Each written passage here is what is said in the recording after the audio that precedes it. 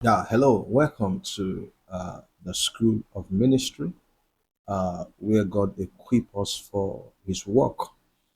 And this is Module 4 or Episode 4. And we're talking about the servant heart,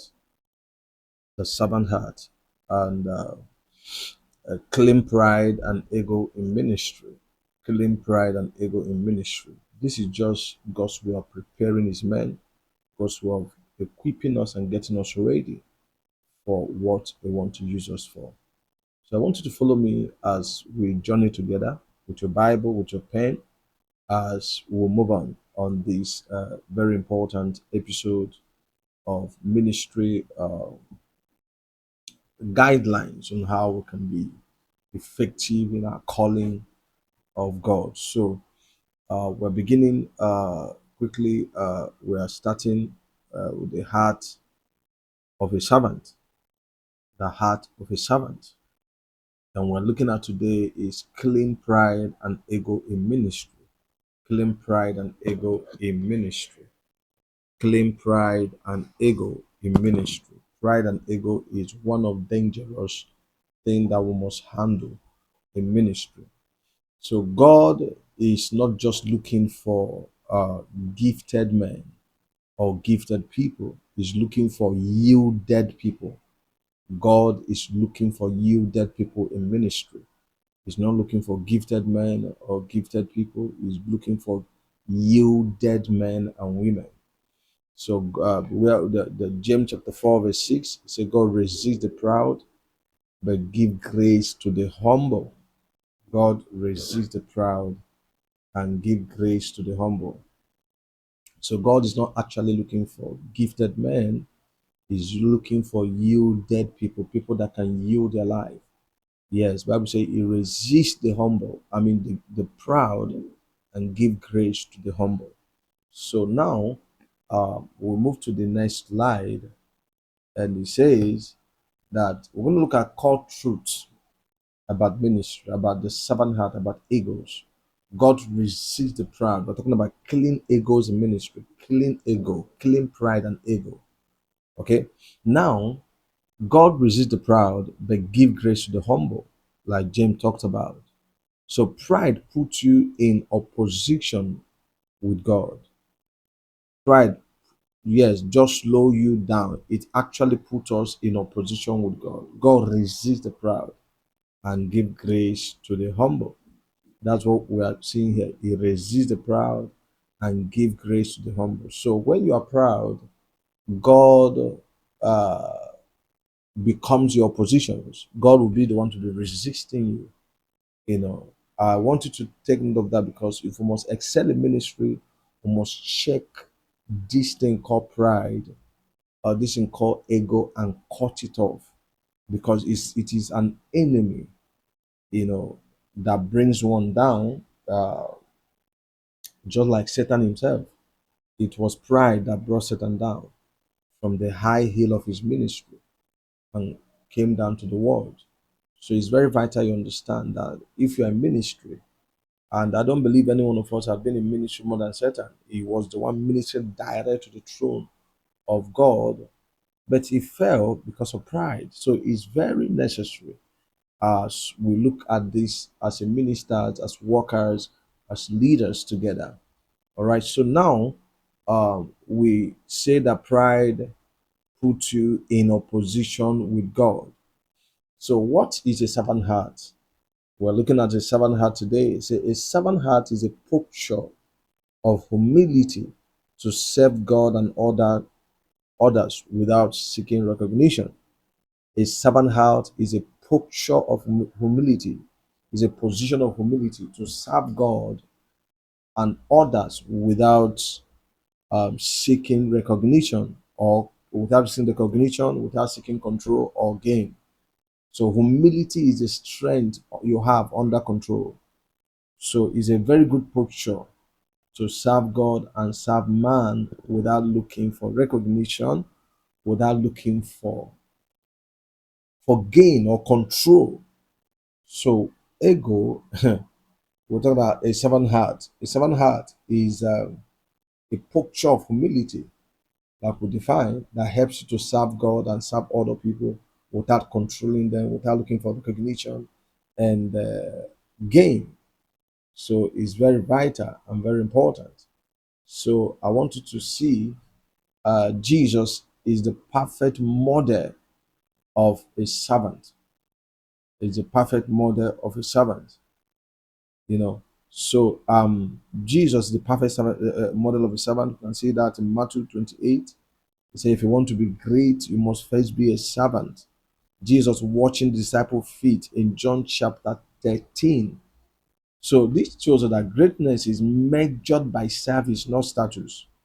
Greatness in ministry is not measured by anything, it is measured by service.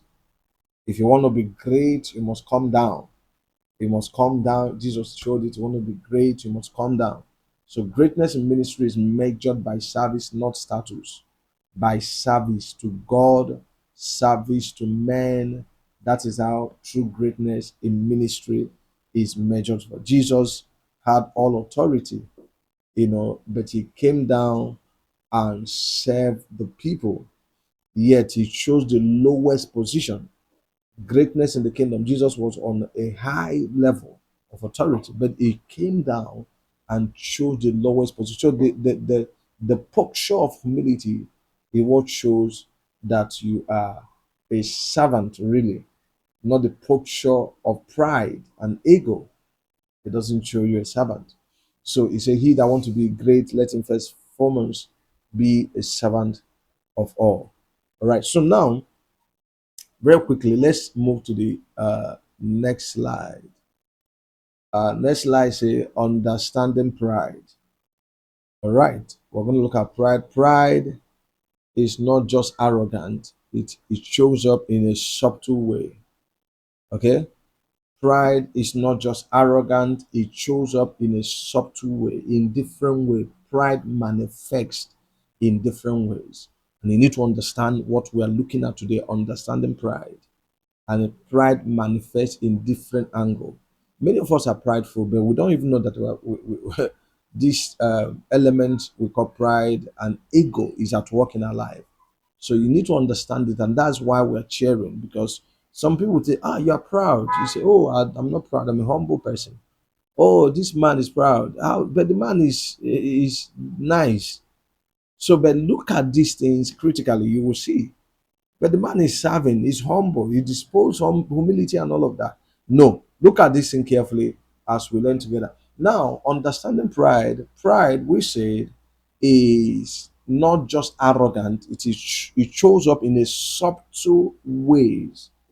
Yes, there are form of pride. We're going to look at number one is wanting to be noticed or praised. Wanting to be noticed or praised is number one form of pride. If you are such person that's always want to be noticed, you always want to remember we say pride is shown in a subtle way, subtle meaning in a little things that you can indicate pride, you know. Yeah. So it's been noticed in a subtle way, like wanting to be praised or noticed. That's number one. And number two, we see it as feeling too big for small tasks, feeling too big to do small tasks. So when you are feeling too big to do menial work, like we saw Jesus, he fell, he came down and watched his disciples' feet, people he was leading. All right. So you see that. So that is number one. So feeling too big to do small tasks is a sign that pride is at work. It's a form of pride. When you see somebody that feel too big to swim, to do menial work. In fact, as a matter of fact, when people feel too big to do small work, don't give them big one. In fact, in ministry or as a minister, one of the way we choose leaders are people that are willing or always available to do menial work. We don't choose leader by becoming big. Jesus said, if you want to be leader of all, want to be a leader of the people, he says something amazing. He said, you must first be a servant. So when people are feeling too big to do menial work, is an indication that these fellows are not humble. These fellows are battling with pride, and these fellows are full with egos. So you must understand that. So now, another thing, that form of pride is offended. Now, when we talk about being offended when corrected, being offended when corrected is a sign of pride. It's a sign of pride. Many don't know that. When you are being corrected, you are offended at correction. Being offended when corrected is a sign that you are proud. Is a sign that you are proud. When you are offended, when you are corrected, your ego rises. You feel insulted when a leader corrects you, when a parent corrects you, when a senior corrects, even when a colleague corrects you. You can never take correction. Is a sign, is a form of proud, is a form that ego self need to come down. Yeah, Jesus came down and what disciples feast when he was being insulted. We show all level of humility in his ministry. So it's very necessary. The form of pride, understanding pride. So please take note of that. Number four way you can understand pride is comparison, comparing yourself with other people. Some people feel big. They compare themselves with other people. They say, I'm better than this person. Oh, he cannot do this. I can do it better than him.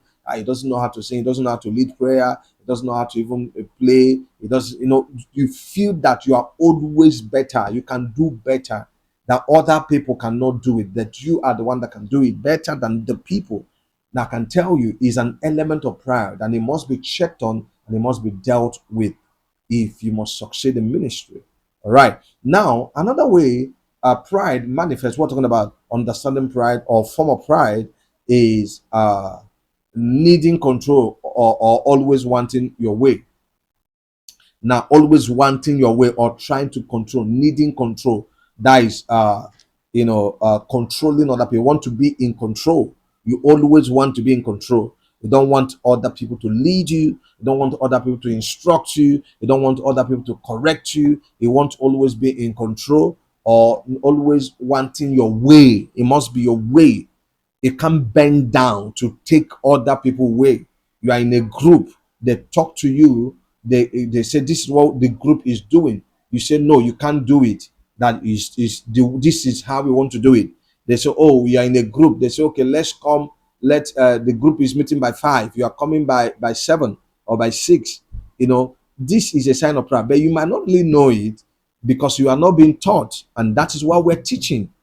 Because your ministry will not go far if this element is still found in your life. So it's very necessary to understand it. So now another sign of pride is when you look at it there, you are already know, just like you say, you always thinking that you already know these things. Yes, you always think you know it, like know it all. They test, even if you know something, you can take notes. Now, we are pastors, we are taught that if somebody teaching, even if you know something, because that's always what you can learn from people. But when you're always feeling that you already know, I am a pastor, people that my leaders and my subordinates and my pastor associates, I used to force them to come and teach. I don't believe that I know everything. I give them topic and I sit down, I take notes. Most of the time, I ask people to teach so that I can sit down and learn and receive. So you must understand that when you are at the level or the position that you're thinking that you always know this thing that people are saying. The next thing they want to preach, maybe it's better you are in the church, the pastor is teaching. The next thing you always know his message, therefore you cannot take notes. It is very disgusting to behave such. And many people behave such, but they don't know that this is a sign. This is a form of pride, or element of ego and pride in them. So it's necessary. So we're going to look at ego in ministry. We're going to look at ego in ministry. I believe that this is becoming a blessing to you. We're talking about killing pride and ego in ministry. So we'll look at the pride now. We're looking at ego. No, ego in ministry look like what ego in ministry looks like. Yes, it looked like, why wasn't I called? Ego in ministry, that why was I not the person called? That we're talking about pride and ego, they are almost the same, but We are looking at this differently. Some say, oh, why was I not the one choosing? They didn't recognize me. Just like you go to an event, a party, maybe you came in a little bit late, they say sit back. Those days I follow a man of God. When you come in, they will first put you in one place, then from there they will now move you to the front. I don't have problem with that. Many have problem with sitting positions. Oh, because you're a pastor, because you're a leader. It's necessary to understand that most of the time, like Bible perspective, we are ministers, we're leaders. We are told to be great is to be a servant. So always take a servant disposure, or composure, or disposition most of the time. So ego always rise. Everybody have this ego in them. Why they didn't recognize me? Why wasn't I called? Just like I say, come and give vote of thanks. Oh, come and give speech. Oh, come and teach. Oh, why wasn't I called? I've been here for long. Why wasn't I called to teach? Why wasn't I called to pray? Why wasn't I called to do? You always feel like that. It's ego, and you must deal with it. If you must go find ministry. Now, another thing we're going to look at, I say, like ego, what ego looks like. It looks like this is not my level. It's not my level. Some people will come to church, for example, or a group of people that God brings you to or connect you to. You look down. You keep looking down on people. Say, "Oh, this is not my level." This is often sign of ego. This is not my level. They are not my level. He's not in my class. I senior him. What you often hear, I senior people. There's nothing like seniority in the things of God. I want you to know that, because Bible says if you are going to be leader, then you have to be. So, but we have the place of honoring leadership. So that is need for balancing. But when oftentimes you senior person, it's not by age. Spiritual things are not by age. There are people that senior me that are in the church where I pastor. There are people I senior that are my leader. So you must understand that ego looks like what it looks like. Oh, this is not my level. Yes, some will even say, "Oh, I deserve more." It's a sign of ego. I deserve more than this. I deserve more. I don't like what they give me. I deserve more accolade. I deserve more respect. I deserve more recognition. I deserve more honor as a leader. I deserve, as a leader, I'm a pastor. I lead people. I deserve more than what people give me, or what people, the way people see me, or before they appreciate me, the way they, and all of that. But I never taken it for granted. I always display the posture of humility. Yes, the posture of accessibility. But it's quite unfortunate that many don't even understand how to appreciate their leader. They take the leader posture of humility for granted. I was with a man of God sometime. He was saying that some people, when their church was small, his ministry and his people were taking, everyone have access to him. But now they don't have access to him because he cut off those assets because people were taking it for granted. And he's still humble. But there's a boundary which he has put in place because people often take this posture of humility very lightly. So this move on to the next slide. Signs of a true servant. Sign of a true servant. We're going to look at signs of a true servant. Number one, sign of a true servant. We're talking about servant, heart of a servant. Then in bracket, clean pride and ego in ministry. So sign of a servant, a sign of a servant heart. A servant is, number one, is willingness to serve anywhere. Willingness to serve anywhere. No tax is too small. Yes, for a servant to take. No tax is too big, no tax is too small. Is willing to do the menial thing. That's a sign in which a minister must select his leaders. Willingness to serve anywhere.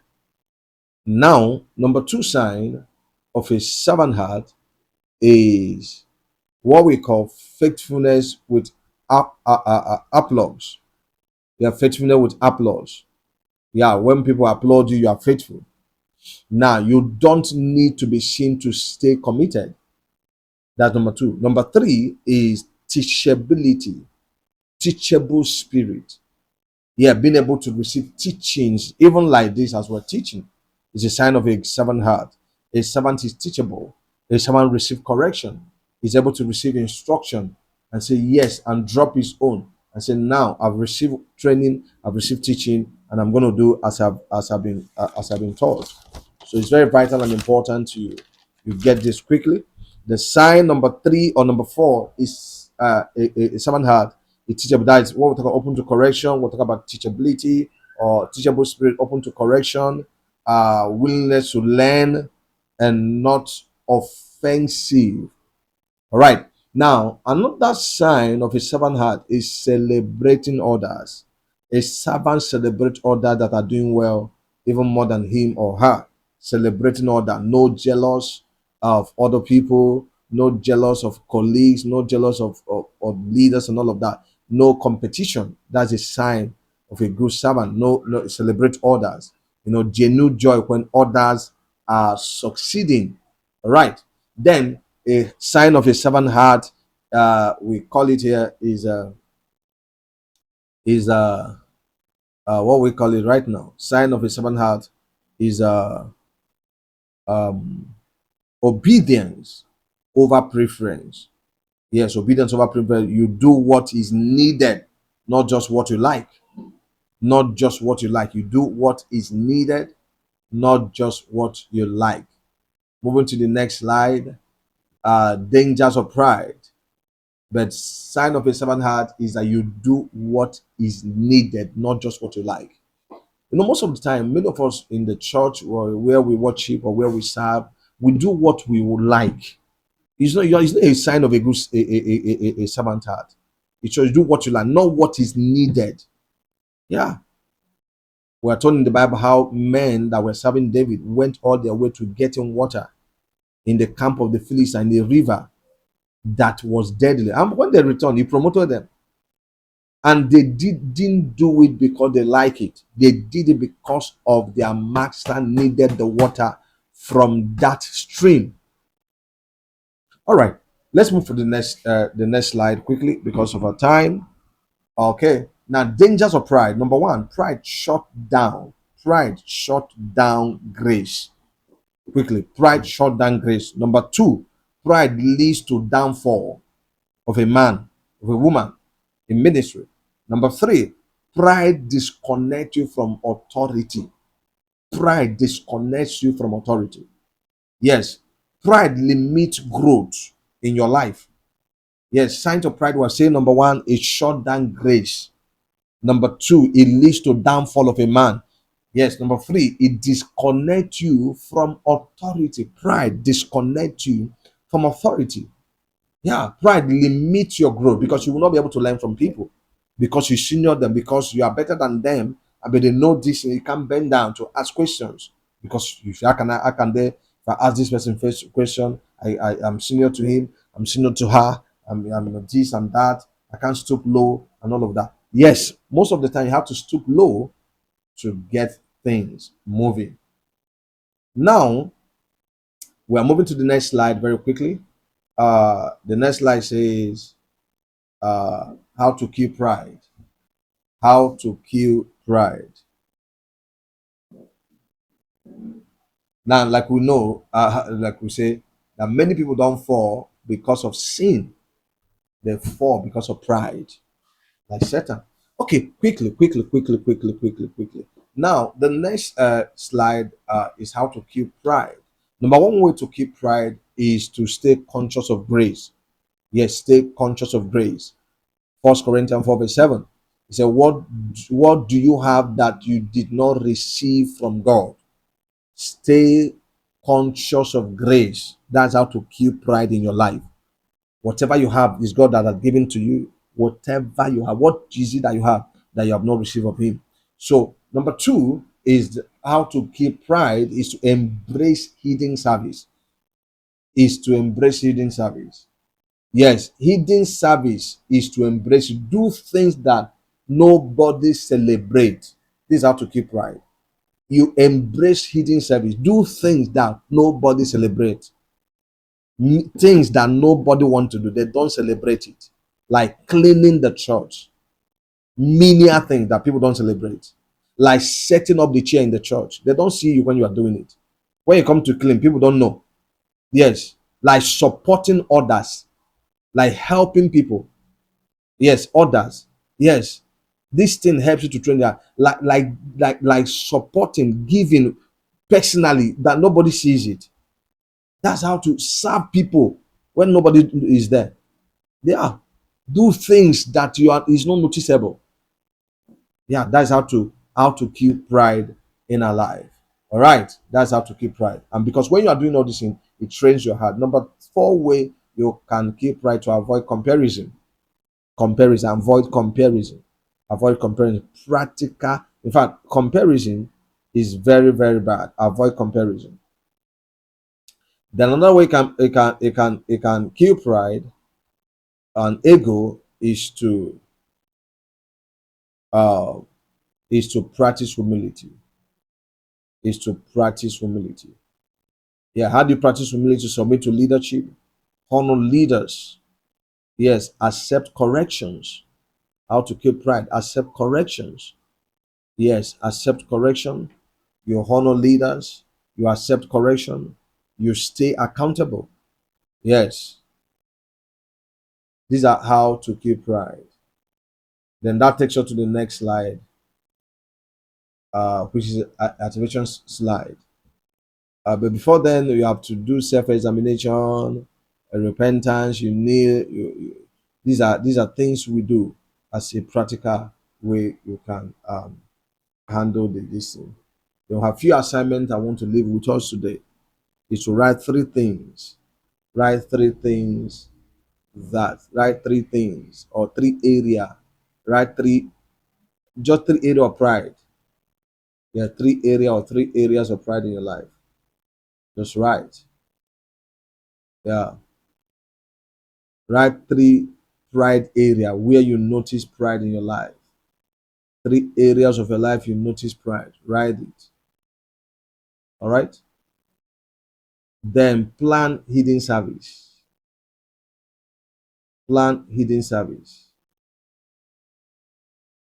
Plan hidden service.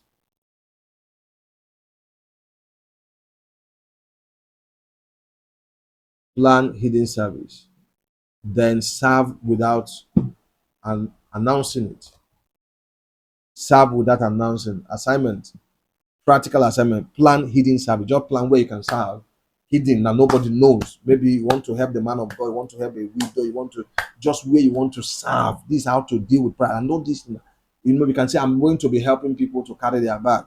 I'm going to be helping to usher people. So I'm going to be helping to. So the area that when you know you serve, these are assignments we're going to do. Serve without announcing, hidden.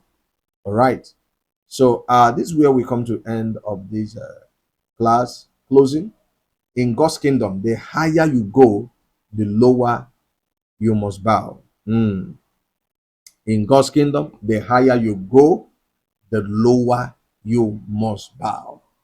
Yes, I want you to know that this is the end of the class on this episode, and we're going to be coming your way back again.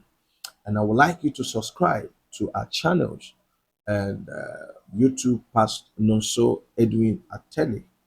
uh, Subscribe to Nonso Edwin Ateli on YouTube for more of this teaching, and it will be a blessing to you. I want you to like, I want you to comment, I want you to share this broadcast if it has been a blessing to you. Remember, in God's kingdom, the higher you go, the lower you must bow. The higher you go, the lower you must bow. God bless you.